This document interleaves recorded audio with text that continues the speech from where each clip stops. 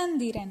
ஒருமுறை மழை இல்லாததால் காட்டில் தண்ணீர் இல்லாமல் யானை கூட்டம் கவலையடைந்தது. எனவே அரசர், எனக்கு வெகு தொலைவில் ஒரு ஏரி தெரியும், நாம் அங்கு செல்வோம் என்று ஆலோசனை கூறியது.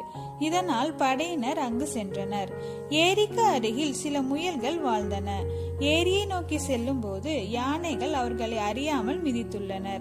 யானைகள் சென்றதும் மீண்டும் யானைகள் வரும் என்பதால் முயல்கள் கூடி ஒரு திட்டம் தீட்டினர். மீண்டும் யானைகள் வந்தபோது ஒரு முயல், இந்த ஏரி சந்திர கடவுளுக்கு சொந்தமானது, அவர் உங்களை திரும்ப செல்ல உத்தரவிட்டார் என்று கூறியது.